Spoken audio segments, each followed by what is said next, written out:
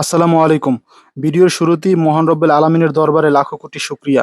গতকালকে আমাদের খামারে একটি ভেড়া বাচ্চা প্রসব করে। তো আলহামদুলিল্লাহ ২ টো বাচ্চা প্রসব করে এবং বাচ্চা দুটোই সুন্দর দেখতে এবং সুস্থ রয়েছে। মহান রব্বুল আলামিনের নেয়ামতের কারণে শুকরিয়া আলহামদুলিল্লাহ। তো আমরা গতকালকে রাত্রে যখন সন্ধ্যা হয়, সন্ধ্যার সময় আমরা এদেরকে বাসায় এদেরকে যে থাকার জায়গায় এখানে রেখে গিয়েছিলাম। তো আমরা যখন রাত্র ১০টা নাগাদ এই জায়গায় ফিরে আসি, তো এসে দেখি যে অলরেডি দুটো বাচ্চা প্রসব করে ফেলে। তো কোনো ঝামেলা ছাড়াই আল্লাহর দরবারে আবারও আমি শুকরিয়া আদায় করছি। শুকর আলহামদুলিল্লাহ। তো আমরা দেখি যে এর ভিতরে আমরা রাত্রে কোনো ধরনের কোনো কাজ করিনি। যেহেতু এ সুস্থ ছিল এর জন্য আমরা আর রাত্রে কোনো কিছু করিনি। তো যে বাচ্চা প্রসবের পর যে ফুলটা ছিল খামারের ভিতরে, তো এটা আমি সকালে এটা আবার মাটি চাপা দিয়ে রাখি। আপনারাও অবশ্যই এটা মাটি চাপা দিয়ে রাখবেন। অনেকে রয়েছেন যারা এগুলো এখানে সেখানে ফেলে রাখেন, যা থেকে পরবর্তীতে দুর্গন্ধ ছড়ায় কিংবা বিভিন্ন ধরনের রোগ ব্যাধি ছড়াতে পারে। তাই এটা সবসময় আপনারা মাটি দেওয়ার জন্য চেষ্টা করবেন। তো আমি এটা মাটি দিয়ে দেই এবং এদেরকে, যেহেতু বাচ্চাগুলো গতকালকে রাত্রি জন্মাইছে, তো এগুলো ভালো করে এখন পর্যন্ত হাঁটতে পারে না এবং চলতে পারে না। আমি এদেরকে হাঁটিয়ে দেখেছিলাম, এরা হাঁটতে গিয়ে এরা আসলে পড়ে যায়, বারবার হোঁচট খায়। তো এর জন্য আমরা আজকে এদেরকে আটকিয়ে রাখি ঘরের ভিতরে।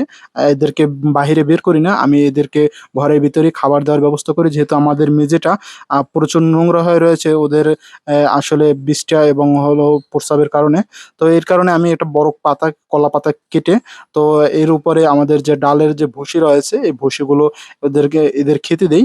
তো একে আজকে আমরা বাহিরে বের করব না, আজকে না, শুধু আগামী ২-৩ দিন যতদিন দেখতে পারবো যে বাচ্চাগুলো ভালো করে হাঁটাচলা করতে পারতেছে। যেহেতু বাচ্চাগুলো আপনারা দেখতেই পারছেন বারবার পড়ে যাচ্ছে। এখন পর্যন্ত ভালোভাবে চলতে পারতেছে না। তাই বাহিরে নামালে এরা ভালো করে চলতে পারবে না। আঘাত লাগতে পারে বা কোনো দুর্ঘটনা ঘটতে পারে।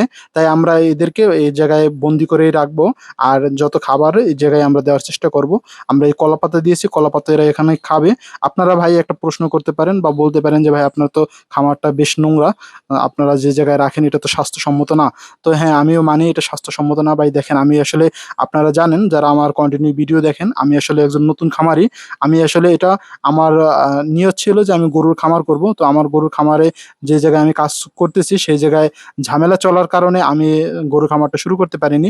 বিকল্প হিসেবে আমরা ভেড়া ও গারল পালন করা শুরু করে দিয়েছি।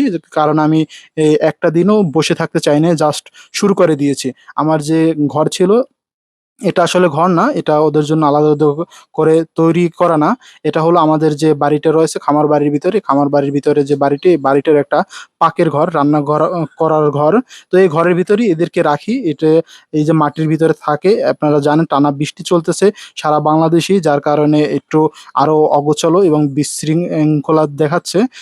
যেহেতু টানা বৃষ্টির কারণে এরা ভেজে এবং এই ঘরের ভিতরে একটু পানি পড়ে, এর কারণে অস্বাস্থ্যকর পরিবেশ হয়ে গেছে, ঘরের ভিতরে কাদা হয়ে গেছে। যদিও আমরা যখন শুকনো থাকে তখন একটু ভালো থাকে।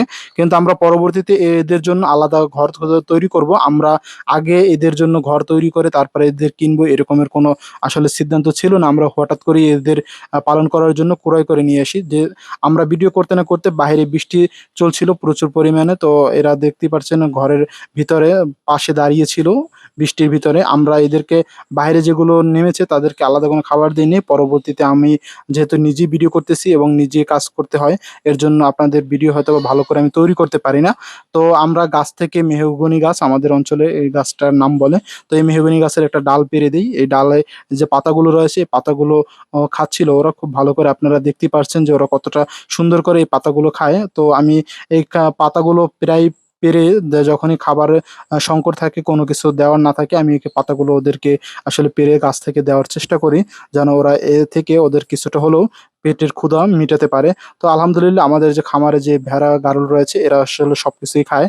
আমরা আপনাদেরকে বিগত ভিডিওতে দেখিয়েছি আমরা কলা পাতা, এই যে মেহগনি গাছের পাতা, এরপরে চাম্বল গাছের পাতা এবং অন্যান্য গাছের যে পাতা রয়েছে কাঁঠাল পাতা সহ, এগুলো আমরা আসলে এদেরকে খাইয়ে থাকি। তো আলহামদুলিল্লাহ আমাদের খামারে আসলে এখন পর্যন্ত কোনো বড় ধরনের কোনো সমস্যা দান করেনি। তো সবাই আমাদের জন্য দোয়া করবেন এবং নতুন ভিডিও পেতে চ্যানেলটি সাবস্ক্রাইব করুন। আসসালামু আলাইকুম রহমতুল্লাহ।